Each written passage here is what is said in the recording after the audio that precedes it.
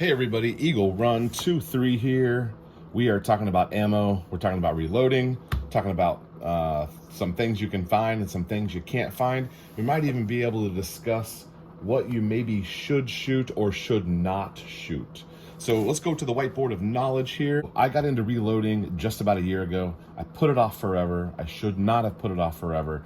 And you know, the best time to plant an oak tree is 10 years ago, and the second best time is today. And so last summer I said that to myself, and I bought my reloading stuff.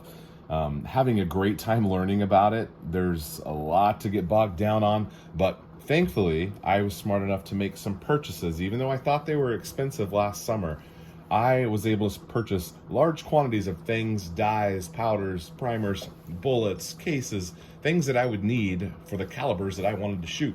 And thank goodness I did, because one, they're not available, and two, they're even more expensive than they were back then. Now, I know a lot of you guys that have been reloading for a long time, and this subject is infuriating and frustrating for you. I get that. Totally understand. The reloading is still king, because if you already have supplies, you simply cannot reload or buy ammo for those prices and those supplies you bought back in 19, back in 15. Some of you have stuff that's from the 90s. Some of you have stuff that's even older. Reloading is king. And even though we're not really making bullets that are way cheaper than what you can buy on the shelf, number one, sometimes you can't buy what you want on the shelf. It's not available, or you don't have many choices. And number two, the quality is so bad. So let's go through this here real quick. If you already have the supplies, reloading is king. If you don't have the supplies, then the quality of ammo you're able to produce is going to be better than what you can buy. I've been shooting since the 90s. I'm in my 40s, and the ammo quality from the last few years is way down. I've never had so much trouble with ammo. And some of the stuff I'm shooting is older, and I don't have trouble with it. And then some of the stuff that I bought in the last couple of years, and thankfully I haven't bought much during this ammo pandemic, and so I can't imagine shooting ammo that was made in 2021, 22. This quality's got to be even worse than what I'm experiencing. Next, defensive and hunting. If you're needing defensive rounds, you can probably make them for cheaper. You can definitely make them for cheaper, and they're actually going to be available to you, because this stuff is crazy expensive. Those little boxes of 25, crazy expensive, and they might only have one or two on the shelf if you're lucky. Next, hunting. The hunting calibers, hopefully you got a 308. I don't, but hopefully you got a 308, because if it's not 308 or 223, it's not on the shelf right now. It's really hard to find stuff. Let me roll in a picture here. I found 2 boxes. They had maybe 20 total boxes, but 2 different types of ammo for 6.5 Creedmoor.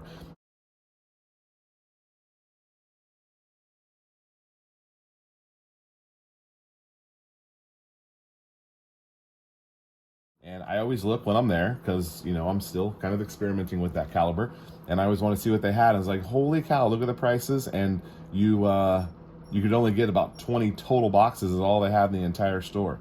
Pretty crazy. Here's a couple things that I have for you. 7.62 by 39. It is up 300%, but it is still the cheapest bullet to shoot right now. It's crazy that something could go up 300% and still be the cheapest. You can't shoot 223 for this. It's real close to 9mm prices in some cases, and it is up 300%. So, like you, I have some old 7.62 by 39 that I may enjoy, or I may save, or heck, I may sell, because it's not something that's really a part of my system, but I have quite a bit of it, just because it used to be so cheap. And anyway, if you look over on the Eagle Run 23 channel, we did a video of 308 versus 6.5 Creedmoor. At the time, I maybe made the wrong choice. I love shooting the Creedmoor. I'm going to keep the Creedmoor, but I kind of wish I had a 308 right now. And you guys that have 308, you can walk into any store and you can have choices, and it's there. It's not cheap. I show it to be up around 11% from before the pandemic, which is not much, not much compared to some other things we see. Comparison 6.5 Creedmoor is up 97%, 100%. It is up quite a bit. These were getting close to each other in price, and now they've just separated again. It was Creedmoor was coming down, getting to the 308 price range, and now it's double, triple You can buy this stuff for $2 and $3 a round, and you can buy 308 for under $1 a round. Okay, a little bit of a surprising one here. 300 blackout. It's only up 13%. Does it have to do with the fact that it's the same bullet as the 308? Is that maybe what's happening here? Why those two are so much lower? I don't know. But 300 blackout, there's some availability, and the price is not up as much as some of the other stuff. I think that's really interesting. I don't have a 300 blackout yet. I've always said no to it, but I'm in the maybe category. It's not on a list of anything that I'm planning anytime soon, but maybe. We'll see. Think about it. If you had an ammo company, like, you're not going to be churning out large quantities of Nosler or Weatherby calibers. You're going to be focusing on, the 9mm, 223, 308. So I think maybe that's why 308 is on there. And it's interesting that I don't have 223 on here. It didn't pop up in any of my lists of being extreme. So 223, I wish I had the number with me. It's back on my computer. I might look it up. If you want to know where 223 falls, or 556, leave me a comment and I'll look it up for you, and we'll try to figure out how much it's gone up. So we're avoiding the Nosler and the Weatherby. You could probably take a guess on that one. But kind of a shocking one here is the 6.5 Swede. It's still the cheapest 6.5 caliber. You got to have a special gun to shoot that, but I've heard different things about that. Some people love it, some people hate it. I feel like maybe it kind of got a bad rap for a time, and then when no new offerings were offered in that caliber, I feel like it just kind of killed the caliber. I don't know. Some of you 6.5 Swede fans, you may have to enlighten me a little bit about why it's not around anymore. So we said it before. If you're going hunting, 308 is the champion. It is it's the one to have. Another surprising one was the 30-30. Availability looked okay, and the prices weren't crazy.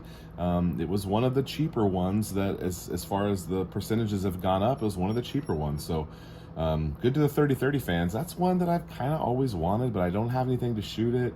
I would need a gun and the ammo, so that's probably a no for the foreseeable future.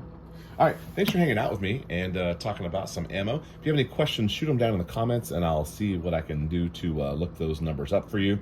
And we'll see you next time. Thanks for watching.